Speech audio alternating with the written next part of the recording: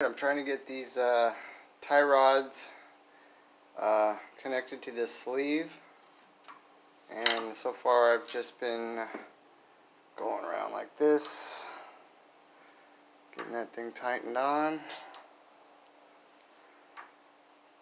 and we'll see how that works.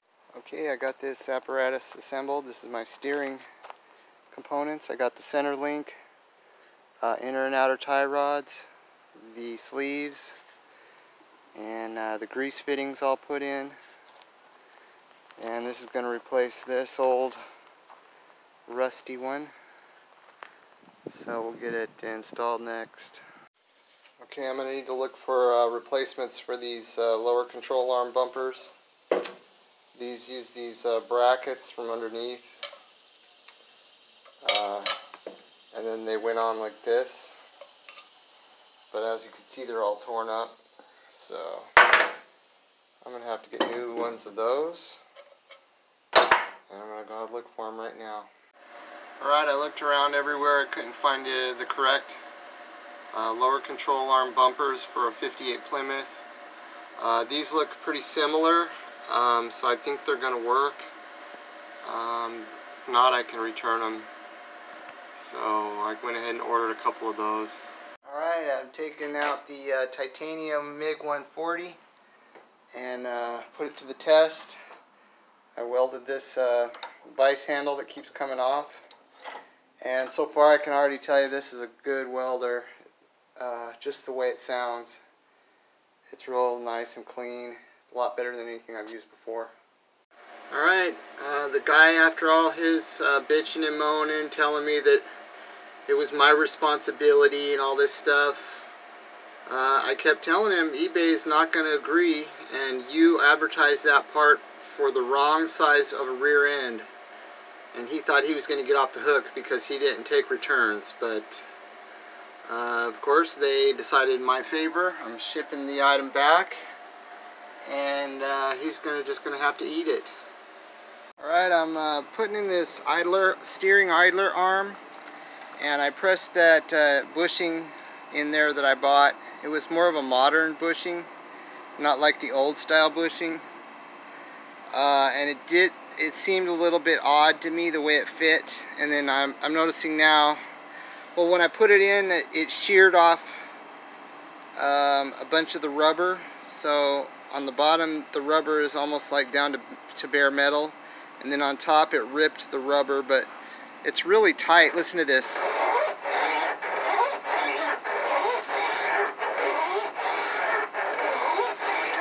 I'm wondering if that's going to keep making squeaking noises every time I turn the wheel. I'm thinking about ordering one of those new old stock kits that I found. So that might be, I might have to press that bushing out and then order another $68 new old stock bushing that's supposed to work. That, you know, the older one that originally came in there. Okay, the seller authorized the return, but I'm still thinking maybe I can make this work. The original one had these metal caps that went on the top and bottom. So I'm thinking maybe if I trim off some of that rubber, I could fit these caps and potentially eliminate that squeak. So I'm going to try that before I return it. Yeah, I just used a grinder to take down that rubber edge, and I'm going to see if we can put one of these caps on there. Alright, I just get back from B&B Fastener again, and I picked up a good bolt for this. Go back and do a little bit more grinding down of those rubber bushing ends. I got this thing nice and noise free now, so I think that's good. The steering box is bolted in there. I put some washers, but as you can see, this is supposed to take a wedge-shaped shim. I looked online, I couldn't find any wedge-shaped shims. I did go into B&B Fastener, started looking through some drawers, and I found a wedge-shaped shim. And so I'm going to try and put that in there. Alright, that wedge washer did the trick. It looks a lot less janky, and a lot more satisfied with that. Alright, back again today with some more bolts from B&B Fastener. These go into the steering knuckle, and they're supposed to be 4 of them, 2 on each side, so I couldn't find the other 2. So I purchased some new ones, and I'm going to have to try and drill a hole through these new bolts so that they work with castle nuts. And picked up some drill bits, and we'll see what happens. Alright, this here is the steering Pitman arm, and I got it all painted, primered and painted, and I greased up everything here with anti-seize, and I'm just tightening down this lock washer, and we're getting ready to install this suspension here in a little bit. Okay, I'm installing this center link that I put together. I had to go back and check my photographs that I took when taking this thing apart several times. I had put it on backwards the first time, and then ran in and figured out how to put it on. So when you're tearing these things apart, it's always a great idea to take a lot of pictures. I wish I had taken more pictures, because that service manual just doesn't really cut it when you need to see exactly how something was fitting.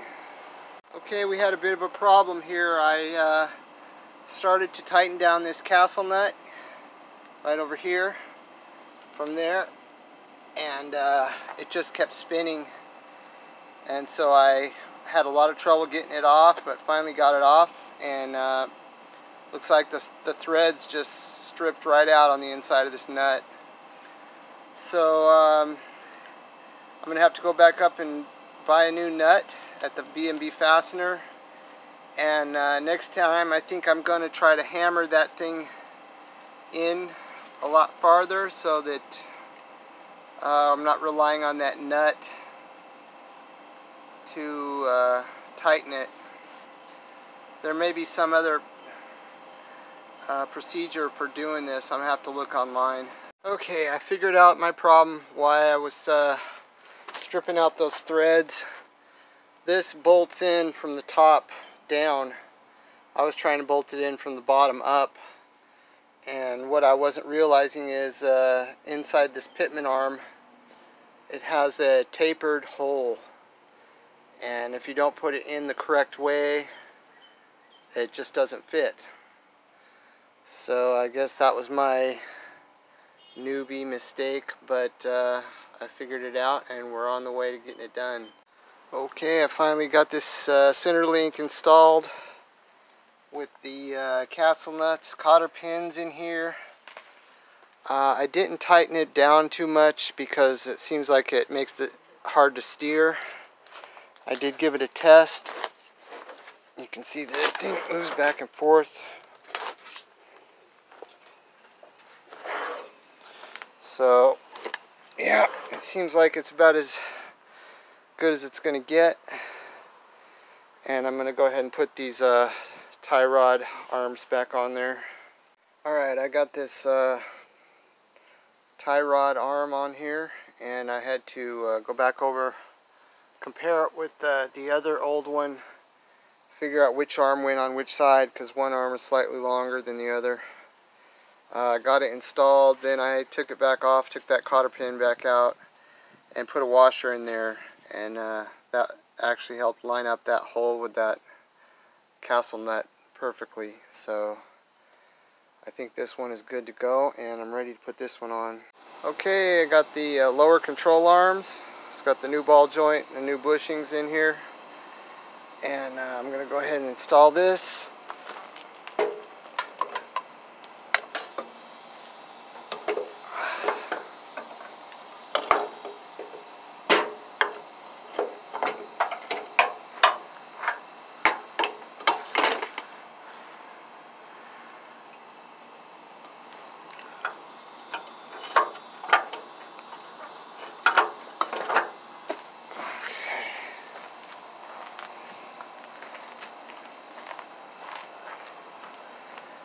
Got my painted square washer. I put a bunch of anti-seize on there. I have to get a ratchet for that. Alright, I'm inserting these torsion bars in there. I'm going to have to pound that in. I'm putting some lubricant on the end here, and then pound that in until I can get that other end to fit on.